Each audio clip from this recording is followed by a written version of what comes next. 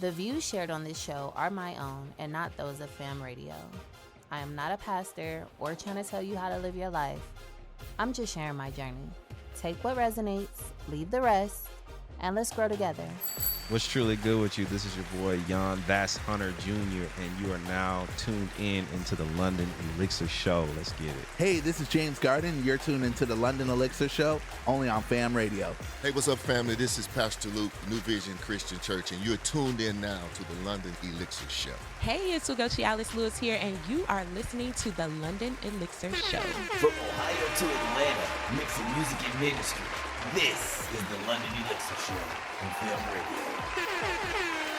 Cousins, what's up? You are tuned in to the London Elixir Show, where faith meets music and creativity turns into opportunity. I'm your host, London Elixir, producer, DJ, sync queen, and your guide to all things music and inspiration. Whether you're listening live or catching a playback, I am so glad you're here. And if this is your first time tuning in, welcome to the family, cousin. As always, I have to give a huge shout out to Fam Radio for allowing us to be here. If you're an artist looking to get your music played, if you have a topic you want us to discuss, or if you're a brand looking to sponsor an episode, hit us up at londonelixir.com/show. Y'all, today's episode is extra special because I am joined by a multi-talented powerhouse, y'all. Yaahn Hunter Jr. If you've spent any time on social media, like at all, there's a good chance that you've heard his work, and his signature tag, That's Hunter, lets you know exactly who's behind the beat. Yaahn is a gifted multi-instrumentalist, artist, and producer whose music has gone viral time and time again, earning the attention of icons like Kylie Jenner, Vanessa Williams, DJ Jazzy Jeff, Queen Latifah, and more. But beyond the music, y'all, he is a man of deep faith who's making major moves as an entrepreneur in the music industry. Yaahn, my brother, I am so excited to have you here. How you feeling? I'm feeling good. I really appreciate the call once again. Just honored to be here on the show, and just got to shout you out as well. You're doing your thing. Proud of you doing all of the phenomenal things. So this is so dope. Yeah, I'm so happy that you're here for real. Like, I feel like there are certain people in my life where we keep each other inspired. Like, I can just get on Instagram and be like, look at Yaahn, go. Let me get my stuff together. Yeah, I feel the same. It's mutual. Feeling is mutual for sure. Good. All right, cousins, y'all know how we like to kick off this show. Before we get into Yaahn's story, it's time for our Faith Work segment. Now, if you are new here, this is the part of the show where we dive into real life faith principles and how we can actually apply them in our daily walk. Because faith is not just about what we believe, it's about what we do. And this whole segment is built on James 2:26, which reminds us, for as the body without the spirit is dead, so faith without works is dead also. Yaahn, I know you're a man of faith, and I believe it is a huge part of your journey, so I've got to ask you, what is a time when you saw faith in action, where something worked out better than you could have imagined, and like you really saw God's hand in the process? Like, how did that situation strengthen your trust in God? For sure. I would definitely say moving here from California to Atlanta is like the top one for me because it's so fresh. We moved here in 2022, and so we just went off of legit faith. We had about like $800 to our family's name at that time, and got on that plane, was like, we're going. We trust God with everything, and so we've been blessed. And this, like you said, it's been better than what we could have ever imagined, and God has opened up all kind of crazy doors, so we're just thankful. Wow, that's like huge right there, taking a leap of faith to just go outside of your comfort zone where your whole dependence has to be on God. That like, part. Knowing that this is what God, how did you know that God was calling you to move specifically to Atlanta? Yeah, so a lot of it is wrapped into the timeline of, I got married in 2015, and so my wife originally wanted to move to Atlanta from Chicago, finishing up her master's program. So at the time, I was still in California. She was in Chicago. So when we got married, she moved back to Cali, and we stayed there for a while. And so after just going through a season of my life of like shedding different things and different careers and stuff, and really focusing in on what God wanted us to do, that's when I got to that quiet place, and I was able to hear the voice of God. And he was like, you see how, your business is doing now. Imagine what you could be doing if you were in Atlanta. Matter of fact, go on Zillow, look at prices in Atlanta. And I was like, all right, God, I see what you're saying. I see what you're doing. So I went on there and I saw the prices of like homes and, places to rent. And I was like, dude, we can like do crazy good stuff like for the Yeah. kingdom, like with that type of bandwidth and profit margin. So it was like a no-brainer. So we were coming from the Bay Area of Cali, and so everything out there at the time, and still is, of course, is like extremely expensive. Right. So just wanted to get the maximum output of the business as well as purpose. I didn't know who was on the other side of the move at the time. So once I got that download from God, I asked the wife, I was like, hey, you still, want to move to Atlanta? She was like, I never wanted to move back in the first place.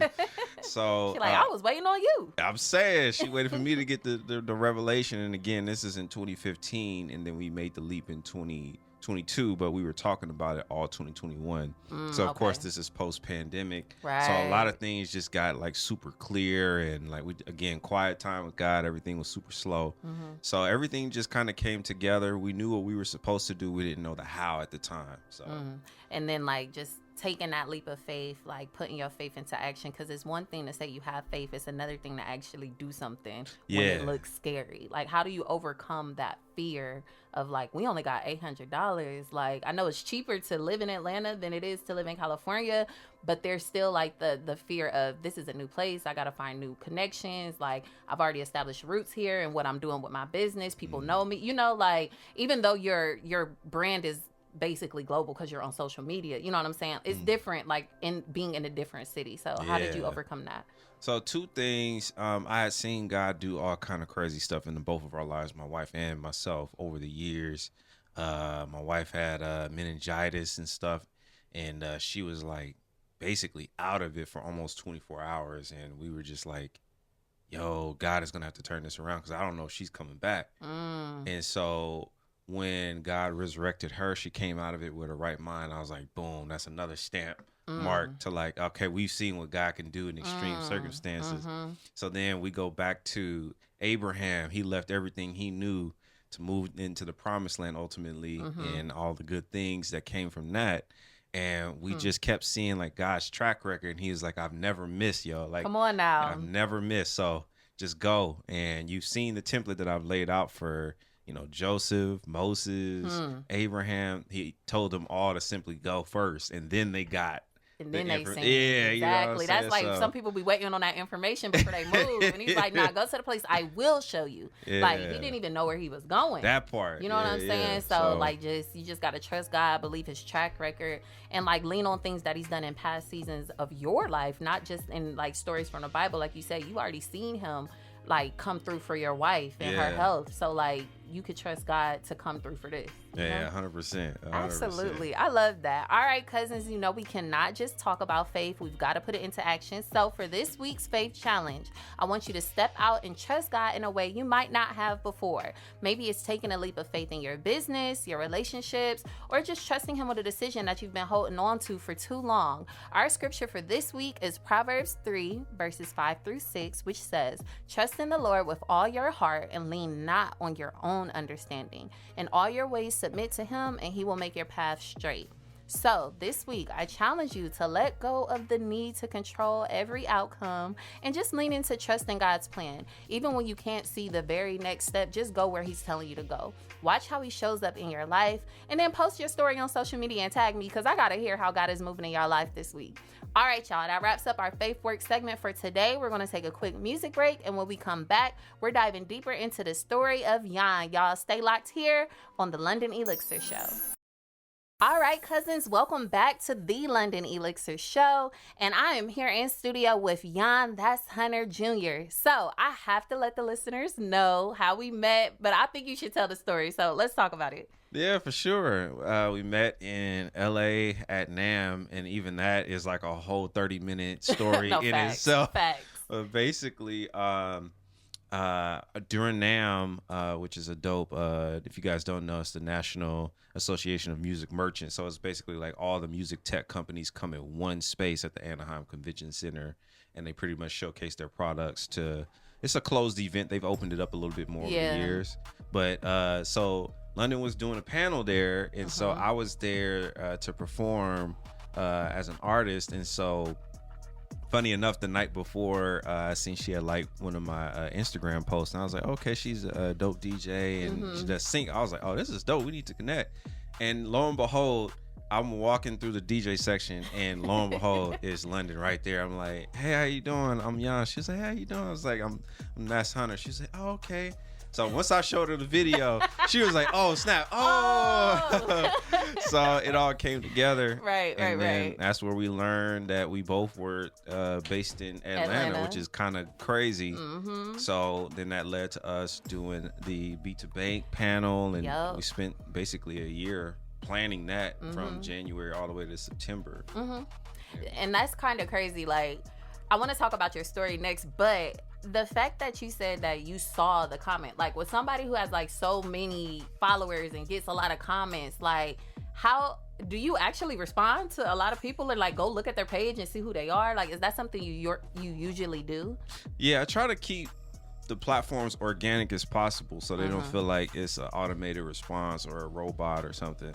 So what I'll do is, I learned this in business too, and it's called phishing. But basically, if someone comments on your stuff, that's an opportunity to gain a fan, believe it or not. So when you check them out, check out their page and see what they do, when you respond, you can respond intentionally and be like, hey, yo, thank you so much. Also, you're doing your thing too. Just checked out your page, dope stuff, and that's how you end up building a connection. So that's a gem right there, y'all. I hope y'all listening. Like, that's a gem. Because when I seen your post, like, it was like it just popped up on my For You page. Probably, you know, you're just scrolling, and it was a beat that you had made, and I was just like, yo, this is fire. Like, but I will comment and keep going. Like, that was fire, and I just move on. So when you walked up to me, I was like, wait a minute, and then you showed me the video. I was like, I did see that last night. That's like, crazy. Yeah, it's so crazy that we would run into each other the next day. That's how you know, like, we were supposed to meet, because that's crazy. And it's not often that you meet other people in the industry that end up having that same genuine connection, like with God, that you can like relate to on that level as well. But before we, you know, get into all of that, let's talk about how you first got started into music, because I'm sure a lot of our listeners are familiar with your work. They follow you on social media already, but like, tell us where you first got started. Definitely in church. And then my dad is a pastor in Church of God in Christ, and so, but even then, I'm kind of reliving his history in a way, because he did R&B back in the day. And so when he became a pastor, he just basically kept the same vibe, but he flipped his lyrics to Christian lyrics. But he was definitely in the Earth, Wind and Fire, the Spinners, and Tower of Power, and the Oakland, you know, and all that, since we're from the Bay Area and stuff. So I got introduced into, he didn't showcase that world, but I was introduced into music from my dad, and he took me in the studio, and he was making some records, making some beats or whatever, as we would say now. Yeah. But he was making a song, and I just never forget the specific moment where he was recording on his Ensoniq SQ1 board. And he started with a drum pattern, and so he was like, all right, now when the click comes around again, the drums is going to play by himself now. And so after he stopped playing and the drums kept going, I was sold. I was like, this is magic. That's so cool. Like, and I'm like, what, 4 or 5 years old? So that was my introduction into music. So I ended up picking up the drums first, and watched like Thomas Pridgeon and Carlin McCuller, Eric Moore, some of the biggest drummers that's like killing it in the world. Shout out to them too. And I would emulate what they would do. So I ended up playing drums at my dad's church, and then I was like, all right, but back to that recording thing you was doing now. So that inspired me to get into production, and then that later led to me getting on the keys, watching my dad play the keys, then watching my brother-in-law now on the organ. We played together all our lives from like 2001 all the way up to like 2019. Wow. So watching him on the keys, shout out to my brother-in-law, Kelly Young. And just a myriad of phenomenal musicians in the Bay Area. It's a lot of Bay Area fire musicians that's killing it back in the day and still to this day. So that's like my intro to music, just being in a musical family. Can't forget my mom. My mom teaches music as well. Okay. So she plays the cello, she plays the flute, and a little bit of the keys. So it was inevitable for you. Like, it was around you. Like, it was going to happen. So fast forward, you end up at Berkeley. Yeah. So can we talk a little bit about your time there and how that, you know, further shaped you as a musician, producer? Yeah, for sure. It was like the discovery land of like discovering people and all these people who I've seen on the internet and YouTube, and getting to see them in person. It was just like a discovery melting pot.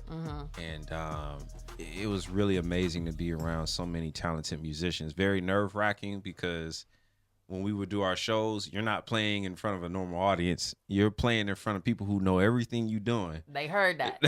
If you messed up, they heard that. Yeah, so that was kind of crazy, but we had like phenomenal jam sessions. Okay. That would go all the way up until 4 or 5 in the morning. Wow. Just like having fun with all the homies. So we kind of developed a family unit there. But anyway, to wrap that up, basically I got my degree in music production and engineering there because, again, of my dad, watching him record. Right. So watching, like, professional engineers do it on these big consoles, SSLs and APIs, that was very intriguing. So there's where I got the chops of engineering.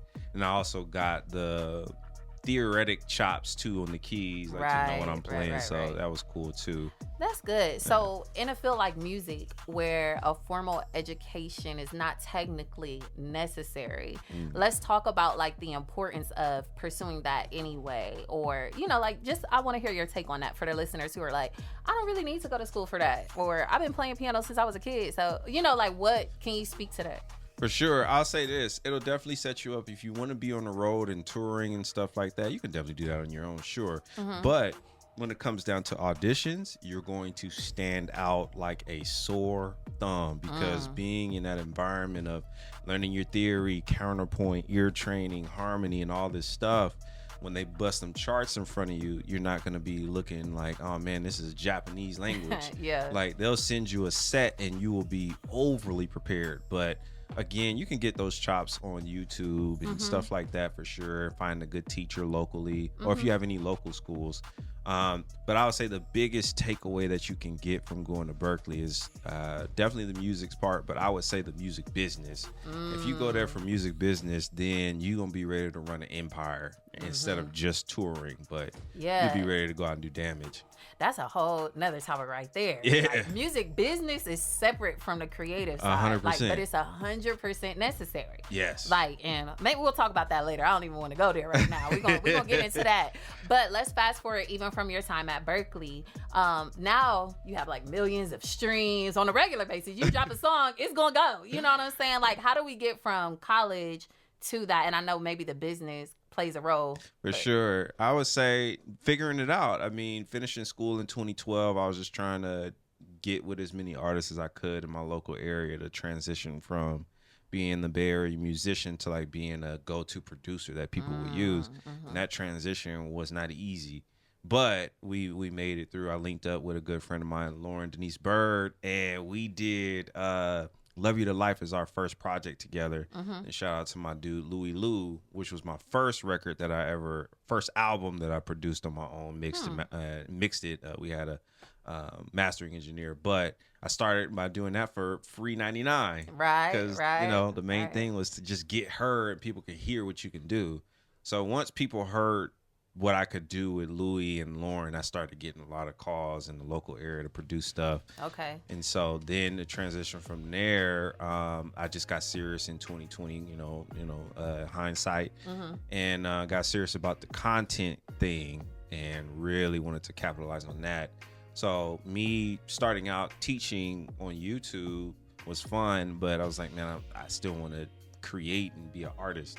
So the infamous cover that I did of Earth, Wind & Fire Can't Hide Love went viral in 2021 in November, and that changed my music career forever. I had released music in 2014 and everything prior, but it was 2021 that was the turnaround where once that went viral and like your major celebrities like Steve Harvey, Shaq, and all these people using that song in their videos, and then my profile at the time was tagged on the bottom of everybody's video, so that's how people were finding me.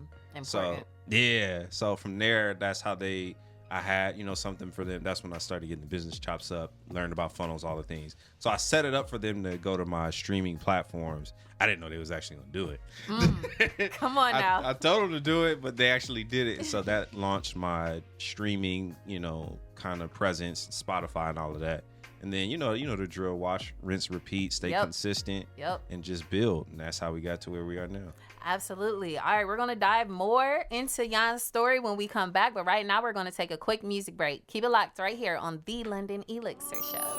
Welcome back, cousins. We are still here on the London Elixir Show with Yaahn Hunter Jr. Okay, y'all, we've talked a lot about your music journey, but what I love about you is how your faith plays a huge role in the decisions that you make and how you run your business, like not just in the music. So, as an entrepreneur, how do you incorporate faith into your daily decision-making process? Like, is there a guiding principle that you stand on or a scripture? Just talk to us about that. For sure. I got to give credit to a phenomenal entrepreneur that's killing it. He's been doing it for years, Myron Golden. I got hip to him, and he really made a lot of things plain that business and your relationship with God are like one. It's all intertwined. Everything we do in business is derived from biblical principles. Yeah. Give and you shall receive. So when we decide to launch something, I give away a free whatever. Right. And the crazy thing is watching Jesus in real time from his time in the book of Matthew all the way up to the New Testament, stuff like that. Yeah. He did his miracles for free. He wasn't on some energy of like, hey, shoot me 100 right. pesos, coins, Caesar coins. Right. He did it first. He required them to exercise faith, obviously, but he performed and blew their minds first, and then they were locked in.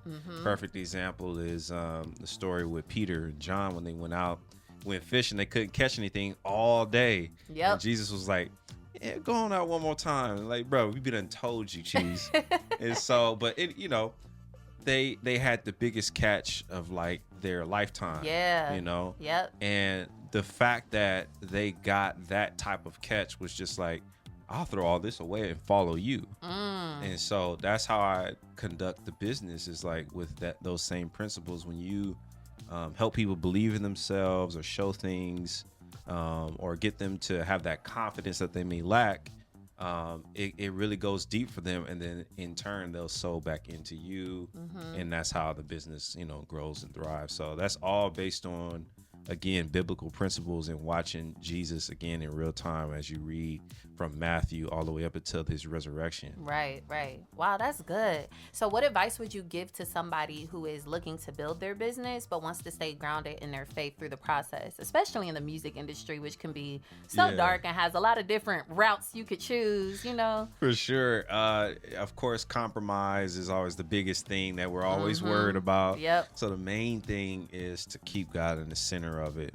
Pray before you make decisions. Pray over your products, or pray over even the process, and just keep God included in, and leave some dead space for the Holy Spirit to talk to you and give you that soft whisper and insight, and let the Holy Spirit guide you in your decision making. It sounds like shoot the ball in the hoop and it goes in, but I promise you, once you pray and kind of dive into that, prayer is a conversation anyway. Right. So once you're having that conversation with God, I would assume that he's intelligent enough, the creator of everything would give you the best insight, as well as doing your research. Absolutely. So just keep God included in your decision making, and you can avoid a lot of pitfalls in terms of compromise. Absolutely. That's great advice. Now, there has to be a balance in running a business, definitely have to keep God involved, but we know that faith without works is dead. So one of the things that you have to do is also be working to build your business in practical ways as well. That part. So you find great ways to use technology to grow your business and help your business. Can you speak a little to like some of the tools and software, platforms that you use that have been beneficial, and how other people could do the same? For sure. I always preach extremely biasedly YouTube. YouTube is the best place to build a strong relationship with a community, because from there it's very easy to take them from YouTube into a Discord or into some type of private community that you have, or even if you want to keep it on YouTube, they have their own monetized private community that you can build there with your private members. Right. But it's just the best display of people can see and hear what you're doing, and see your products, and see what they can do, and for me, going back into the God and principle of running your business, it's just the perfect model of show them what your God-given gift, talent, whatever it is.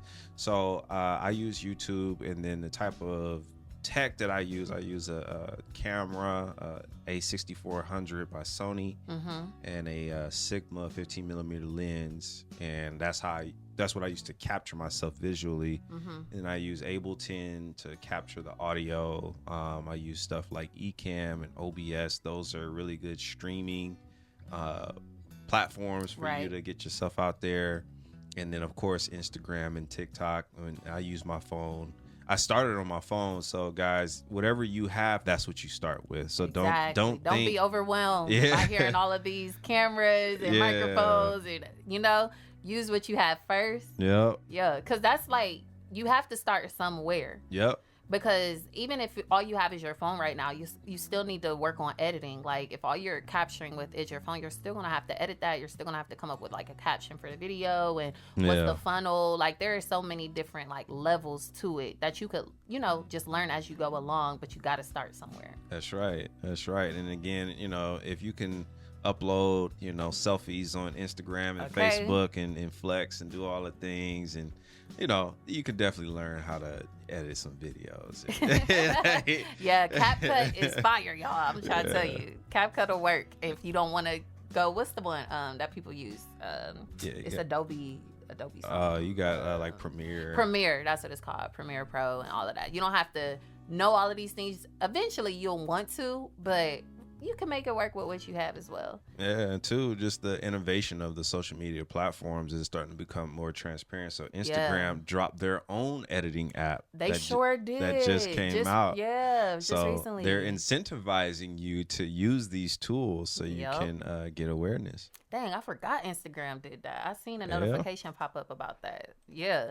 Okay, so I know people could go and listen to your music and stream your music, which is fire, y'all. Y'all should go do that. Thank but you. Also for any of the listeners who want to learn how to grow their business or learn how to produce, you offer courses as well. So let's talk a little bit about some of the courses you offer and, the products that they could get involved in. For sure. It's all about making it easy for the next person to do what I'm doing 10 years faster.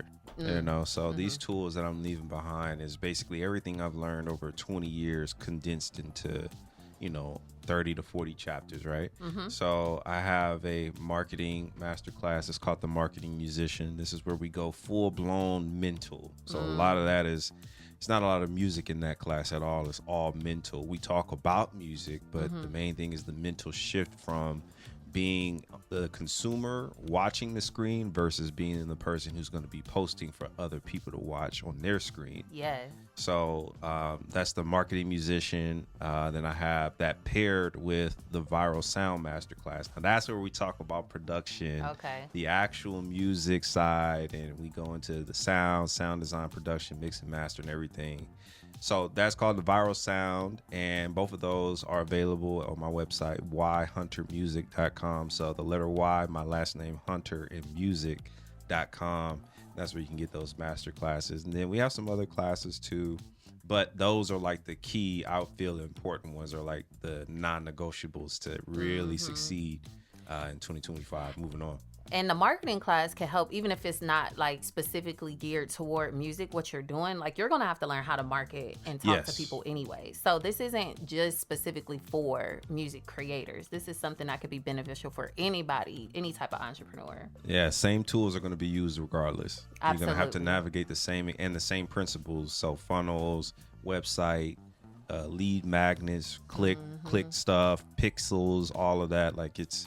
And these courses go in depth, y'all. Yeah. Like, this is not like... So let's talk about the importance of investing in yourself, because we did just talk about, music, formal music education. Yeah. Now you're talking about resources that you don't have to go to school for 4 years. You could come buy this course real quick and learn from somebody who did spend that money to go to school for 4 years and is actively doing it in practice in today's society. Like, let's talk about the importance of investing in yourself to grow and learn from people like yourself. For sure. It's gonna feel like you sinning for the first couple of things you purchase. Like, this is the devil. I'm spending $2,000. Lord. Man, listen. So it's gonna feel like you committed a great sin at first, but that investment is only going to propel you to do what you're called to do. You'll make that money back faster than you can ever believe. Come on now. I remember I bought my first computer on my own, and it was like $1,200. I was like, dude, $1,200 just out of my pocket, gone. Yeah. And so, but over time, you know, I produced for countless artists over the years, and I mean, producing for about 3 clients, laptop paid, you know? Listen. So, yeah. Listen, that's what I tell people about DJing. They're like, oh, like, how much does the controller cost and how much? Listen, I paid this controller off like 10 times already. Like, Exactly. You know what I'm saying? Like, that's nothing. Like, compared to, you could pay this off in 1 gig if you're doing it right. You know what I'm saying? I'm telling you. So invest in yourself because it's going to lead to more money down the line. It's an investment. It's not throwing the money away. But you, of course, got to work the principles. Don't just buy the course and then just be sitting around waiting for something to happen. Watch it and apply what he's talking about, y'all. But okay, right now we're going to take another quick music break. And when we come back, we'll have more with Yaahn Hunter Jr. on the London Elixir Show. Welcome back to the London Elixir Show. I am your host, London Elixir, and we still have Yaahn Hunter Jr. in studio with us. All right, cousins, it's time for one of my favorite parts of the show, a little something we call Switch the Seats. This is where the guest becomes the host, and I have no idea what's coming, y'all. So, Yaahn, the mic is officially yours. Ask me anything. For sure. One of my good questions is how did you come into the faith? Ooh. That's a good question. Okay, so, I mean, I was born and raised in church. Okay. Like, Black Baptist church. I'm from Columbus, Ohio. My mom and my grandma, like, they all went to the same church. So that was like, that's the easy way to answer the question, right? But I feel like coming into the faith is like when you've actually accepted it for yourself. Yeah, more for sure. than just what you've been taught. It was when I was fresh out of college. I was reading the Bible for myself from front to back by choice, you know? Wow. And that was an amazing experience. And every time I say that, I think people think I just read the Bible, like I sat down and read it like a novel. Nah, like this took like 2 years. Yeah. I was taking my time. I wasn't like zipping through. And I realized like there are so many things that people talk about out of context in the Bible, and you would never know unless if you read it for yourself. Yeah. I also like, this was when God first started actually like speaking to me. Like I would pray about something and I was reading it in order from front to back. There was no like jumping around looking for an answer to a prayer, but I would pray about something and God would give me that answer the next day. I like the chapter I happened to be on would be a direct answer to what I prayed about. And I was like, oh my goodness, that's crazy. Like, so I would say that's when I actually came into the faith for real. Yeah. When God started speaking to me, like, this is how I knew it was time to quit my job. Like, I would be reading a Bible and the answer will pop up. Like, and I never look for answers like that. Yeah. You know, and that's why I always advocate for people to like stay in your word on a regular basis, because sometimes people are like, well, how do you know God is talking to you? I never heard his voice or whatever. For me, a lot of times it comes through because I'm reading my Bible consistently. Something will pop up in there and it'll be the answer. Exactly. Yeah, that's so dope. That's so dope. I mean, that's essentially the same story I have in 2014. That's when I really got like exceptionally serious about it. Like, you know, making a lot of lifestyle changes. 2 years out of college, and I was like, yo, there's a lot of stuff I gotta clean up from, you know, reading the word, of course, getting ready for a new chapter in my life as well. So I feel like 2014 was like the year of like, hey, yes, God, I know who you are. Like, I know of you, shall I say. Come on now. But now it's time for us to walk this thing together. Exactly. You know? So, yeah, that's what's up. Yeah, that's different. It's like there's a moment of like knowing, when you say knowing of God, like somebody told me about this guy. I've been hearing about this guy my whole life. You know, I always hear his name come up, but then it's like, oh, we're in the same room now. We're talking now. Yep. I'm asking you questions directly, not somebody else expecting them to tell me about you, you know? Yeah, for sure. Yes. All right. So the next segment I like to do is called What's the Word? You have to tell me one word that would describe your current season in life. Let's see. That's a good question. Honestly, I feel like it's patience again. I think it's patience again. We have to go back and dig back into, okay, what did he do last time? Sure. But while you're being patient, still actively working, like still actively doing. So I view patience and waiting on God in a completely different way, because people say, oh, wait on God. I'm like, so what am I supposed to do? Like, so what do you do while you wait? Yeah, it's like waiting is active. Waiting is a verb to me now. It's actually an emotion thing. So in other words, while you're waiting on God, you still got to get up, go to work. Come on now. You still got to pay your bills. You still, Right. you know, if you got kids, you got to take care of your kids. So you can't just sit still from everything and not do. So you still have to continue to live life. And while you're waiting on God, you still have to actively be engaging. And I love the translation that Bishop Bronner gave of occupy, which means to do business. So while we're here, he told us to occupy.